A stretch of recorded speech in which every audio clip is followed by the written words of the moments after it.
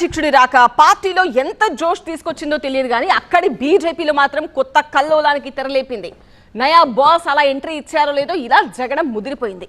నిన్న మొదటిదాకా అంతా గప్చిప్ అన్నట్టుగా ఉన్న పరిస్థితి ఇప్పుడు రచ్చరేపుతోంది. అంతర్గతంగా ఉన్న కుమ్ములాటలు కాస్త బహిర్గతమయ్యాయి. పార్టీని బలోపేతం చేయాలని నాయకత్వం హితబోధ చేస్తుంటే ఆ నేతలు ఎందుకలా వ్యవహరిస్తున్నారన్నది అంతు చిక్కడం లేదు. ఇంతకీ ఎవరా నేతలు, ఏంటా కథ? పాలమూరు బీజేపీలో ఫైటింగ్, తారాస్థాయికి చేరిన ఆధిపత్య పోరు, అధ్యక్షుడి సాక్షిగా బయటపడిన విభేదాలు, ఇన్నాళ్ల మౌనం ఇప్పుడు మంటలు రేపిందా? ముఖ్యమంత్రి రేవంత్ రెడ్డికి సొంత జిల్లా అయిన ఉమ్మడి మహబూబ్ నగర్ రాజకీయాలు ఎప్పటికప్పుడు ప్రత్యేకంగానే ఉంటున్నాయి. అయితే ఇక్కడ బీఆర్ఎస్ కాస్త డీలా పడినా కాంగ్రెస్ తో సై అంటే సై అంటోంది బీజేపీ. అందుకు తగ్గట్లే మహబూబ్ నగర్ ఎంపీ స్థానంలో విజయం సాధించి పట్టు నిలబెట్టుకుంది కాషాయ సేన. అలాంటి జిల్లాలో అందిన పట్టును కాపాడుకోవాల్సింది పోయి అంతర్గత కుమ్ములాటలతో ఆధిపత్య పోరుతో పార్టీని పట్టు తప్పేలా చేస్తున్నారట నేతలు. అయితే ఇన్నాళ్లు అంతర్గతంగా ఉన్న గొడవలు తారాస్థాయికి చేరి రోడ్డు మీదకి రావడం కమలం క్యాడర్ను కలవరపెడుతోంది. రాష్ట్ర బీజేపీ కొత్త అధ్యక్షుడు రామచంద్రరావు సాక్షిగా నేతల మధ్య ఆధిపత్య పోరు బయటపడ్డం పరిస్థితిని కళ్లకు కడుతోంది.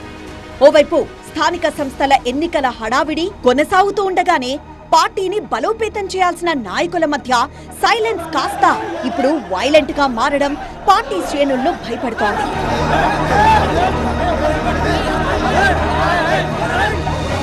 ప్రధానంగా మహబూబ్ నగర్ లోక్సభ స్థానం పరిధిలో ఎంపీ డీకే అరుణ, శాంతికుమార్ల మధ్య అంతర్గతంగా వార్ నడుస్తోందన్న టాక్ ఉంది.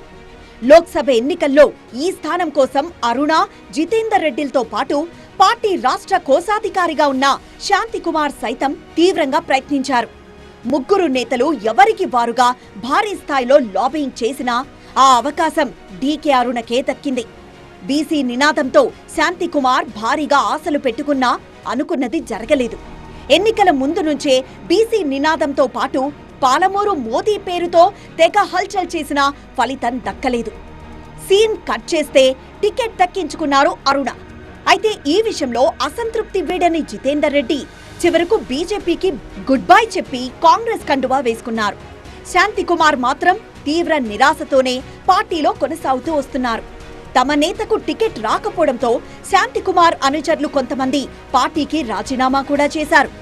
అలాంటి పరిస్థితుల్లో పార్టీ కార్యక్రమాలకు దూరంగా జరిగిన శాంతికుమార్ కొన్నాళ్లు పూర్తిగా సైలెంట్ అయిపోయారు. పార్టీ అభ్యర్థి డీకే అరుణకు మద్దతు తెలపలేదు, ఎక్కడా ప్రచారంలోనూ పాల్గొనలేదు.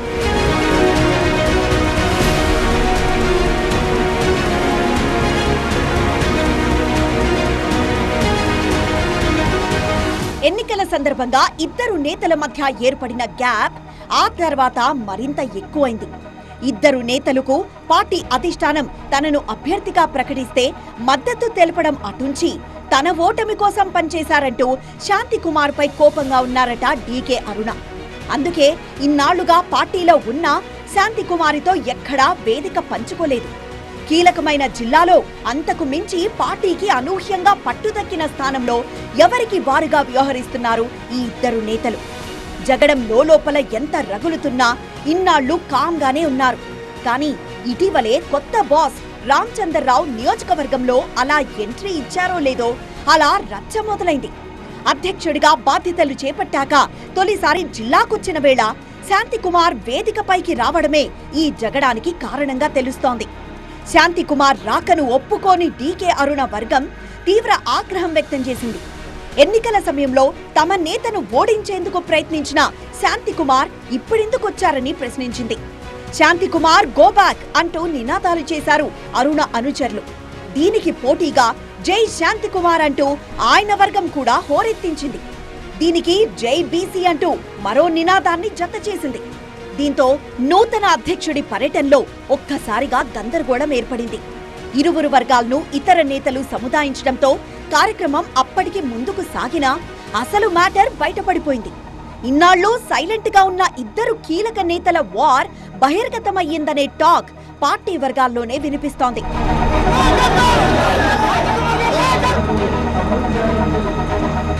గతంలో ఎన్నడూ లేని విధంగా పాలమూరులో ఈ ఇద్దరి నేతలు సై అంటే సై అంటూ ఉండడంతో బీజేపీ శ్రేణుల్లో కలకలం రేపుతోంది. ఇన్నాళ్లు కోల్డ్ వార్ గా సాగిన ఆధిపత్య పోరు ఇప్పుడు వైల్డ్ వార్ మాదిరిగా కనిపిస్తోంది. దీంతో స్థానిక ఎన్నికల వేళ ఇది ఎలాంటి ప్రభావం చూపుతుందోనన్న టెన్షన్ కమలం శ్రేణులను వెంటాడుతోంది. మరి తదుపరి పరిణామాలు ఎలా ఉంటాయో చూడాలి.